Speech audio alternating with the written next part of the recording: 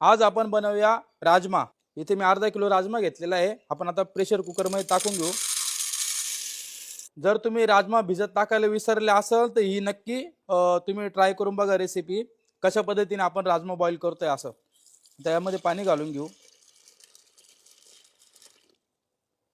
जेवढे राजमा भिजताय तेवढंच पाणी घालायचं आपल्याला। आता आपण प्रेशर कुकर मध्ये याच्या 2 ते 3 शिट्ट्या करून घेऊ। राजमाच्या आपल्या 2 शिट्ट्या झालेल्या आहे। आपण आता गॅस बंद करून टाकू आणि याची वाफ झाल्यानंतर राजमा काढून घेऊ। इथे मी एक कढईमध्ये पाणी घेतलेले आहे। पाणी चांगलं उकळलेलं आहे आपलं। आता त्यामध्ये आपण टमाटर बॉईल करून घेऊ। इथे मी 5 टमाटे कट करून घेतलेले आहे, ते आपण आता त्याच्यामध्ये बॉईल करून घेऊ।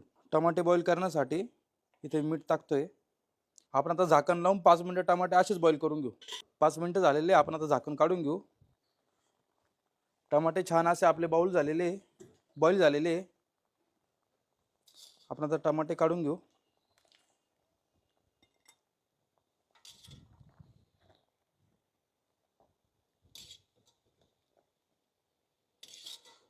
आता टमाट्याची आपण मिक्सर जार मध्ये बारीक फाईन पेस्ट तयार करून घेऊ। पण आता कुकर खोलून घेऊ। वाफ पण झालेली व्यवस्थित, बघू शकता पाणी पूर्ण त्याच्यामध्ये आटलेलं आहे। राजमा पण आपला अर्धा बॉईल झालेला आहे। हे बघा हाताने सहज तुटतोय। राजमा आपल्याला अजून बॉईल करायचा आहे, त्यासाठी आपण आता त्यामध्ये पाणी घालून घेऊ। राजमा डुबेपर्यंत पाणी घालायचं आपल्याला।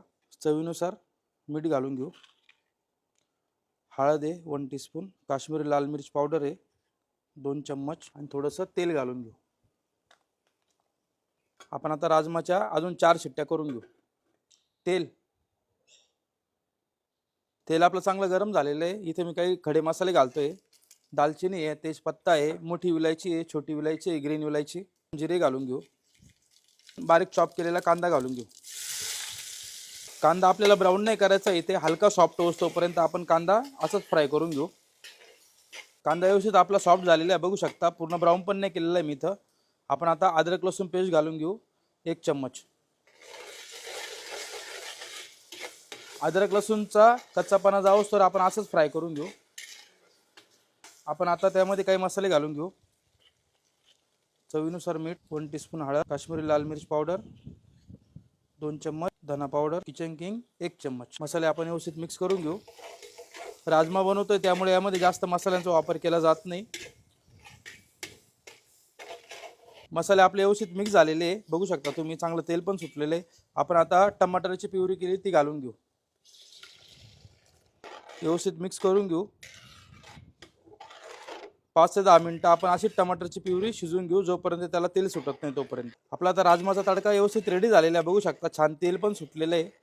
आपण आता त्यामध्ये बॉईल केलेले राजमा घालून घेऊ। 4 ते 5 शिट्टे घेतले होते मी, बघू शकता राजमा व्यवस्थित बॉईल पण झालेला आहे। व्यवस्थित मिक्स करून घेऊ। त्यामध्ये आपण कसुरी मेथी घालून घेऊ। राजमा बनवते म्हणजे कसुरी मेथी गेलीच पाहिजे। बारीक कापलेली कोथिंबीर व्यवस्थित मिक्स करून घेऊ। 3 ते 4 मिनिटं आपण असेच राजमा शिजवून घेऊ। 5 मिनिटं झालेले आहे। राजमा व्यवस्थित आपला आता रेडी झालेला बघू शकता, व्यवस्थित शिजून रेडी झालाय, तरी पण छान आलेली आहे। आपण आता राजमा सर्व करून घेऊ।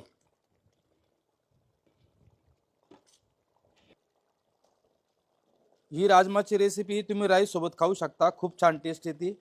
तुम्ही पण नक्की ट्राय करून बघा। आणि कमी वेळात झटपट शिजवलेला राजमा